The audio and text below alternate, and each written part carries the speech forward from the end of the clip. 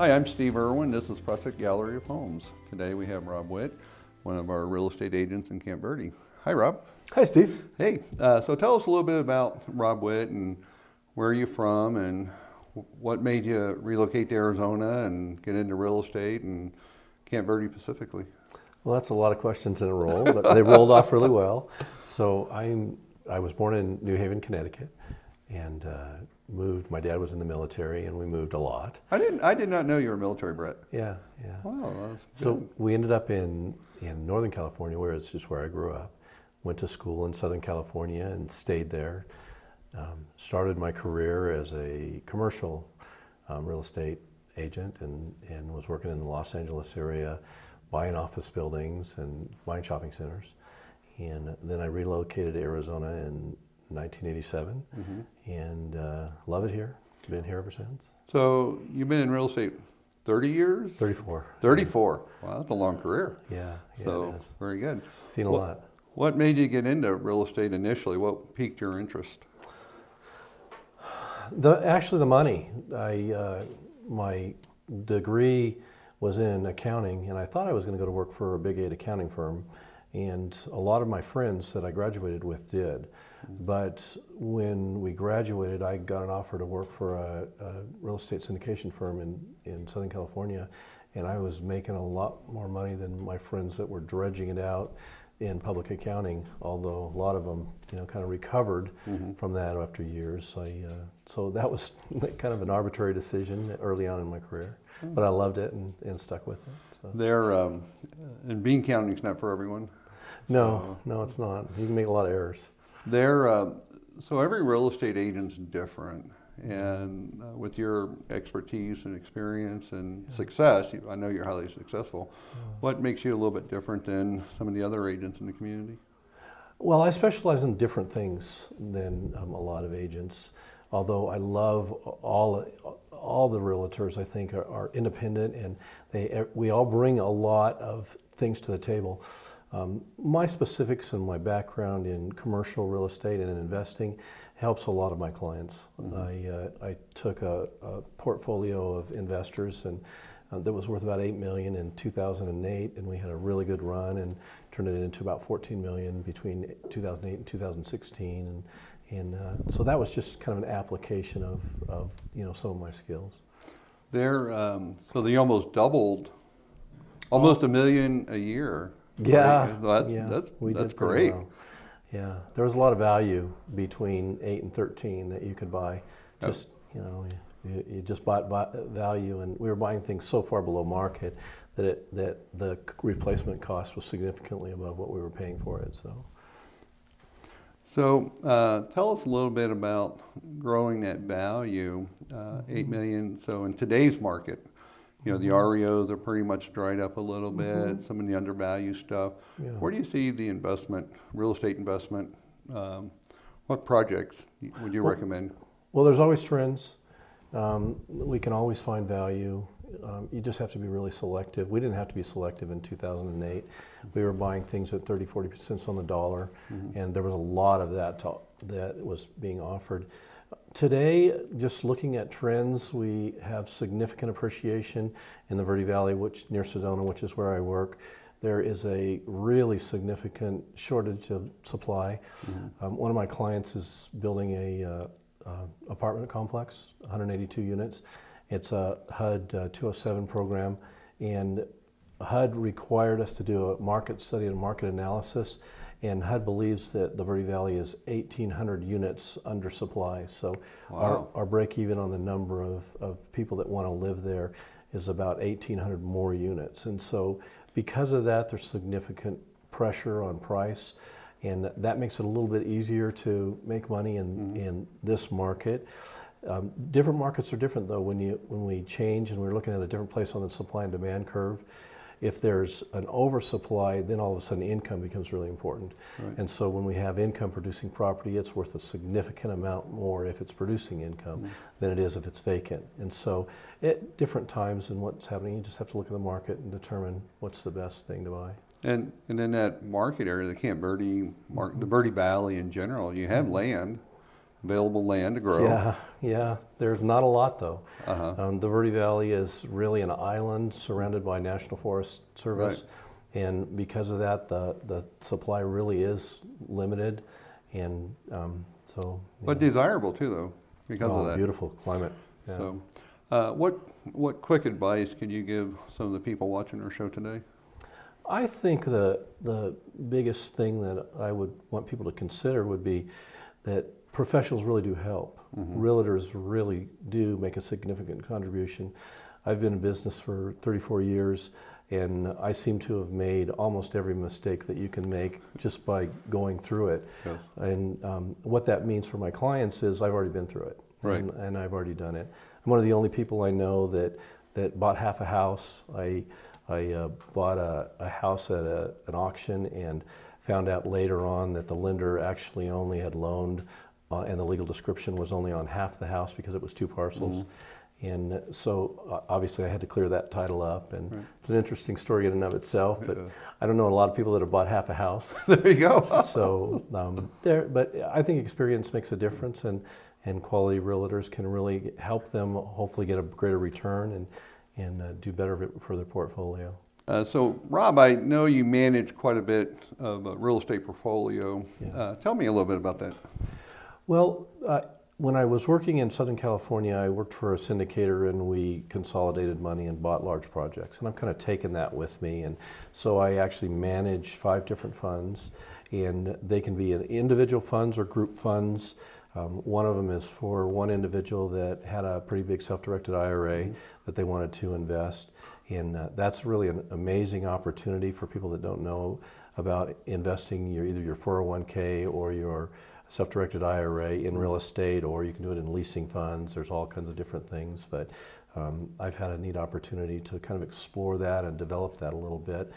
A lot of people have all of their money with managers that are just invest in stock. And so like Edward Jones has a IRA fund that they would run, and they only allow you to invest in stocks. But that's not what the law says. So you just have to have a manager that will manage your funds in a way that meets all the criteria for the IRS, and then you can direct all of your retirement funds into real estate purchases. And, so and you know how to do that, and you have a lot of experience. I've done that a lot, and I've helped a lot of people set up their own accounts or their self-directed IRAs, and I work with a couple different management companies that work with us. Absolutely. Well, Rob, I appreciate you coming in today. Oh, thank you very much. you. Appreciate it.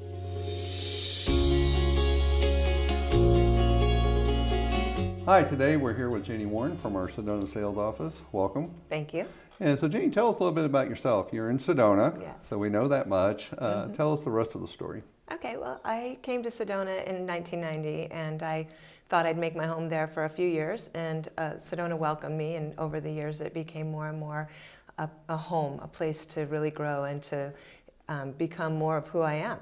So I've enjoyed it immensely, and part of my dream in Sedona was to someday own a home of my own, and as a single mother it was a challenge. There were very expensive homes and a few moderate priced homes, but overall I watched the market for a very long time, and eventually I got a real estate license as a part of my job in a timeshare resort.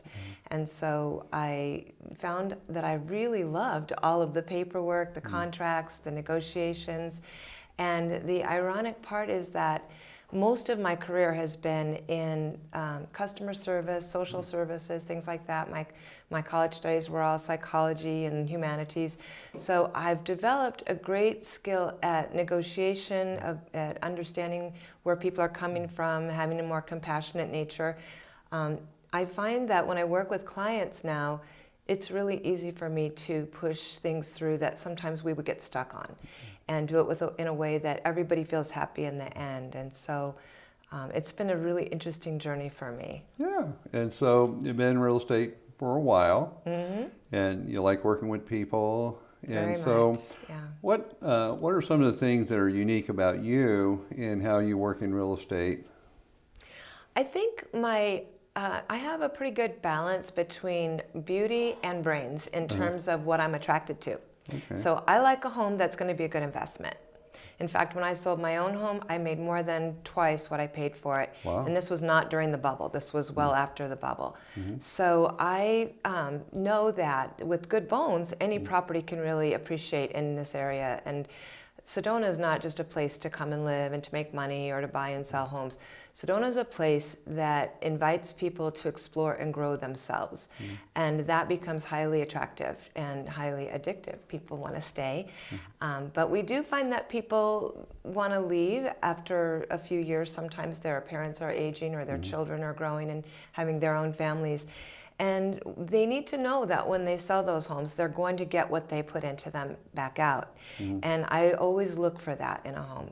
But I also have an eye for design, so I love looking at homes. I enjoy the process, and I don't care if I have to look at 100 homes for one client. If we find the right home for them, that's what makes me happy. Oh, so yeah, that because real estate really is about helping people. In my vision, it's all about helping people. Great. Now, kind of one of the final questions here. Do you prefer working with more with buyers or more with sellers, or do you have are you comfortable with both? What's your preference? It's a really good question. Obviously, working with sellers seems to be the easiest thing, and you have all the other agents in the MLS that are also working for you.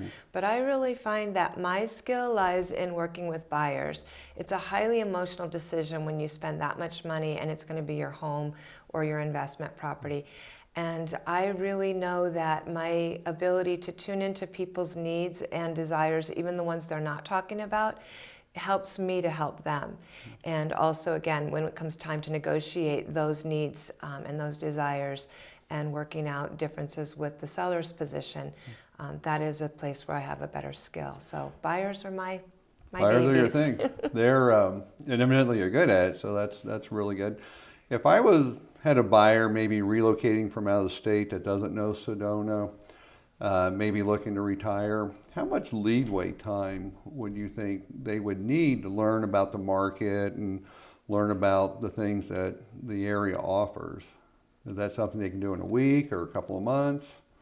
Honestly, Steve, I've had people walk in my office, and the very first day they arrived in Sedona, they wanted to go out and look at homes, and I actually have sold a home that we looked at on the first day to a family, and they were very happy there. So really, it's a matter of how well the person knows what they want, knows themselves, has the fluidity, the flexibility to make decisions, to trust what their gut instinct tells them. I'm really a big proponent on that because I do think that the heart has its own wisdom, and when the heart and the mind are aligned, people will make the right decision for them.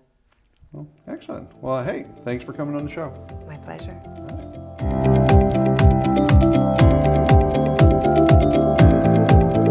Hi, I'm Steve Irwin, and today we have Tina Kobos with us. Hello. Hey, Tina. Hi. So, Tina, you've been really looking at the Idlewild Track area of Prescott. I know it's an area that's a favorite area of yours, and I know that viewers are interested in it. So tell us a little bit about that part of Prescott, where it's located at. It is a favorite area. I live in the neighborhood, and it's pretty close to the base of Thumb Butte, which butts up against National Forest, and we have a tremendous amount of outdoor space in that subdivision. Okay, and so, but I also know that you're a mountain biker and trail walker, and I know it's a big draw for that area, so tell us a little bit about that. Basically, from the front door of my house, you can get on your bike and you can be on the national trails and the biking trails within 10 minutes, 5 minutes, depending on how fast you ride.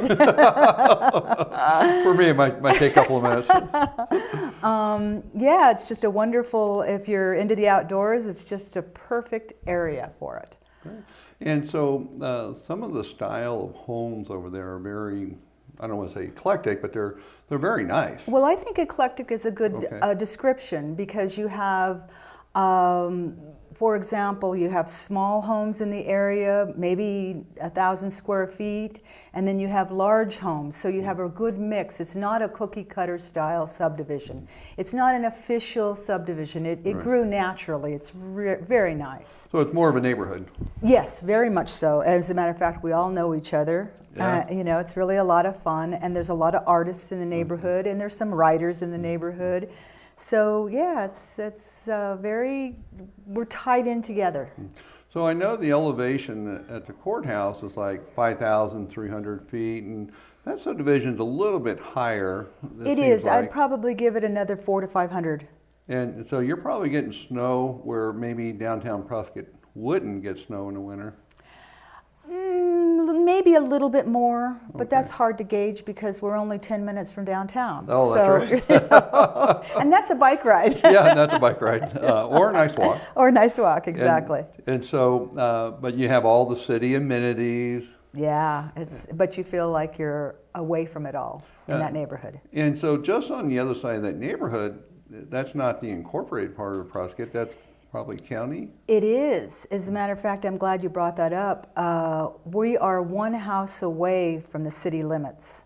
Oh, So right next door, city limits, and then just to the west of us is county.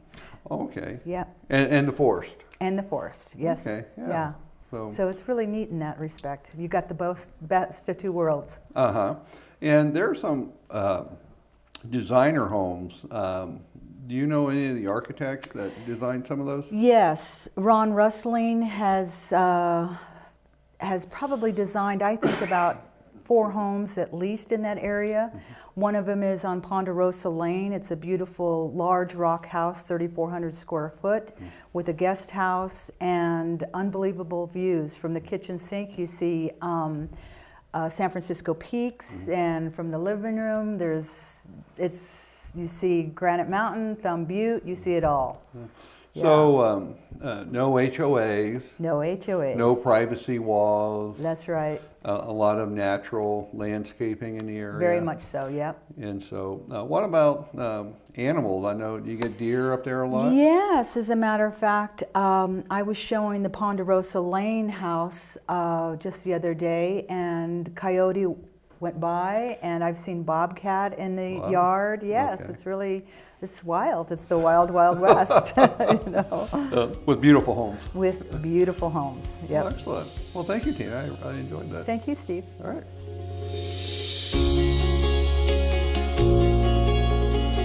Hello, my name is Ken Nimbo with Arizona Prime Real Estate in Prescott, Arizona. Today, we're sitting with Kyle from JT Septic, and he's going to tell us what a septic system is. Kyle, tell us a little bit about yourself. Kyle with JT's, been with them for about 2 years now, and we've been in the area for about 20. Kyle, what is a septic system? Septic system is an on-site system that allows the homeowner to treat their own sewage essentially and take care of it. There's a couple different components to it. There's the septic tank, the disposal, and then the soil underneath the disposal. Okay, so what do these 3 different components do? The septic tank traps and holds back all the solids in the wastewater. The disposal disperses the wastewater to the soil, and the soil treats it before it reaches the groundwater. So how long does a septic system last? Most are engineered and designed to last 20 to 30 years with good maintenance. And on the maintenance side, how often should you have it maintained? You should have your tank serviced about every 3 to 4 years. If it's a bigger tank, you can go a little bit longer. Okay. I want to ask you a question. When I'm out with my customers and my clients, and they ask me about a septic system, they'll see these little ports out in the yard, the little white PVC pipe. What are those for? Those are the inspection ports for the disposal, and they allow you to measure the lifespan of the disposal. When the system is new, it's draining dry. As the system ages, it will fill up with water, and we'll be able to give you an estimate on kind of how much lifespan's left. Recently, around where the septic tank is, I've seen 2 little white caps. What is that? When we're out doing a service or an inspection, we'll leave tank markers over where the lids are at to help people not build decks over their system, or where they know where their tank's at, so to refrain from driving over it or anything like that. That's fantastic, because I've seen people, they have no clue where their septic system is. So I'm glad that that's happening. I've seen some systems out there that have filters in them. What do the filters do? The filters help the tank capture any suspended solids before it makes it out to the disposal. And with that filter system, do you need to have it inspected more? Yes, you should have your the filter serviced every 6 months to a year, dependent on usage. Kyle, that's interesting. A lot of people out there have no idea what a septic system is. Thank you for your time. My pleasure. This is Ken Nimbo with Arizona Prime Real Estate.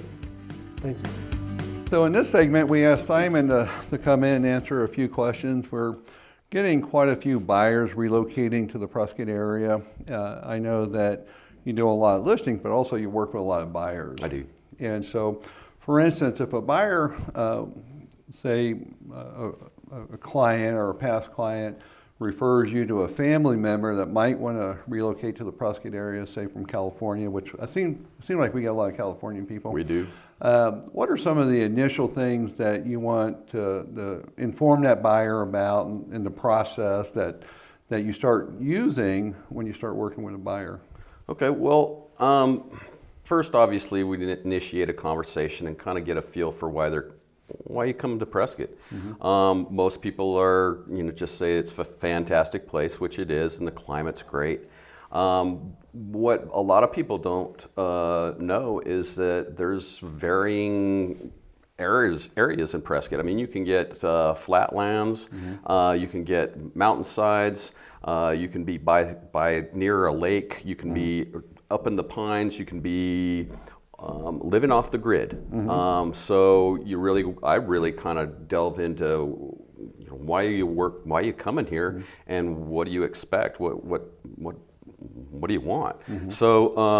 So the list is usually long. By the time I'm done talking with somebody, right. They've got a list, a want and desire list, and that actually is where we kind of start, is the want and desire list. But more importantly, I go back to how are you going to pay for your home? I mean, it sounds kind of fundamental, but at the end of the day, if somebody hasn't started with a lender, mm-hmm. or if they're buying cash, great. But if they haven't started with a lender, that's probably their first step. They need to contact a lender to see where they are. Mm-hmm. Are you able to afford the house that you're looking for? A lot of people anticipate that they're qualified to do so. Mm-hmm. A good lender will get you there. So okay. If there's things in the background that need to be taken care of to get your rating up, mm-hmm. so that you're getting a better interest rate and getting into the house that you want, the best thing to do is to start with a lender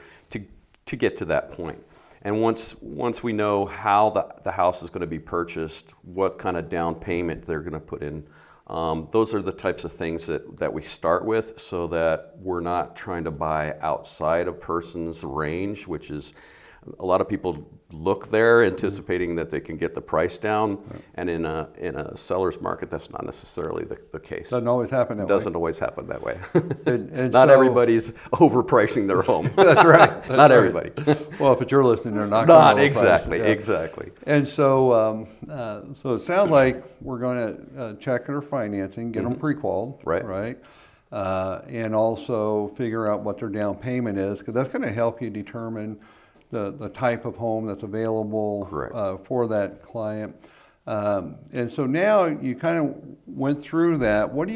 How do you advise them about looking in new developments and possibly looking at other property without you? I mean, they really if they're going to hire you to be their buyer's agent, then right. How do you go through that? Well, I think there's a misconception out there. Well, there's a misconception out there that going and finding a new home or finding a place to build a new home, that you can't bring your agent along. And that is about as far from the truth as you can come. You need representation.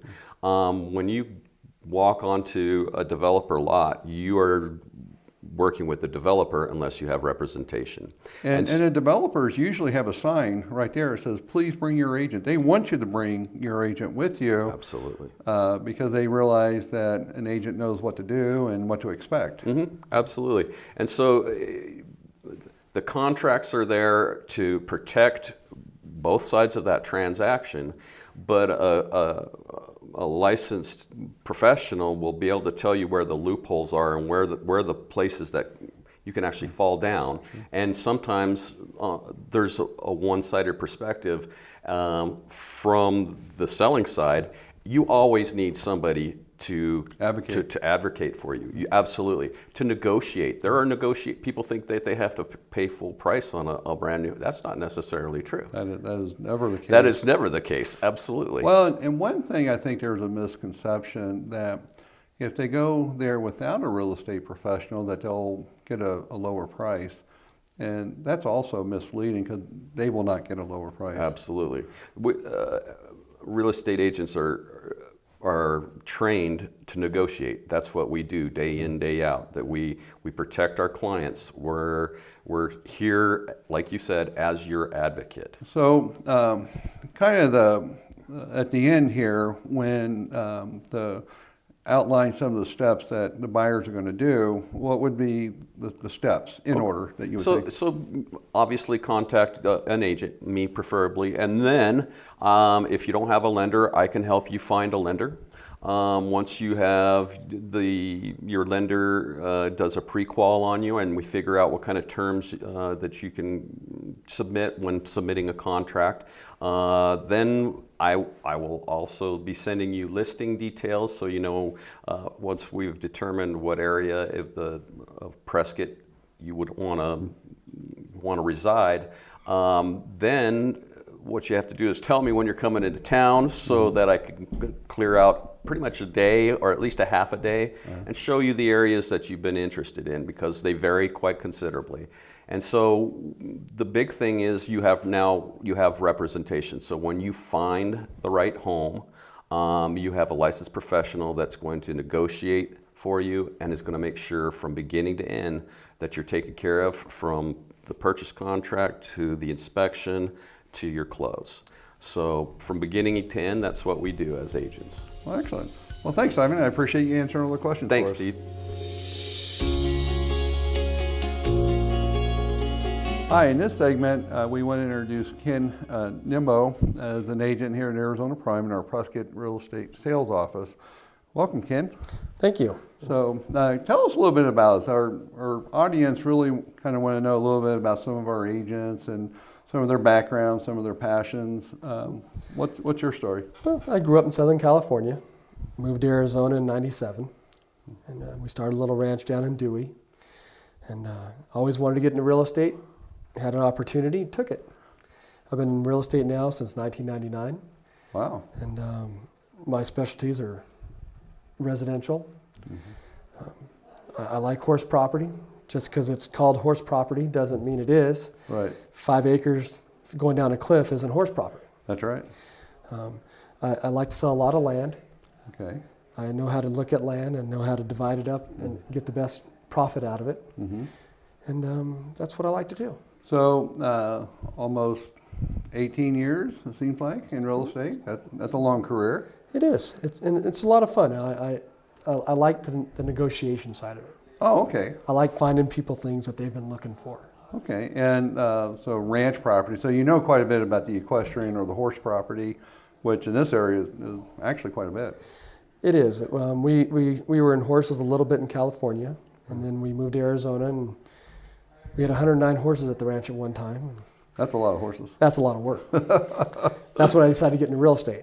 And then we showed horses and won a couple world championships and Wow. in the halter classes. And now we're just enjoying life. And So now are you still ranching? I'm not. I have no horses. Okay.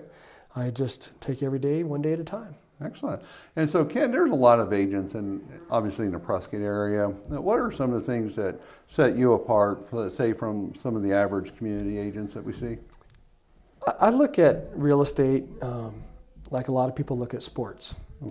A good realtor's a realtor who gets you in there, gets the job done, takes care of the issues during the procedure, and then closes the deal. Just like an umpire does in baseball. If you don't really know he was there, then he did his job. Oh, that's excellent. I don't think that becoming a problem in the deal is the best way to take care of my customer. Absolutely.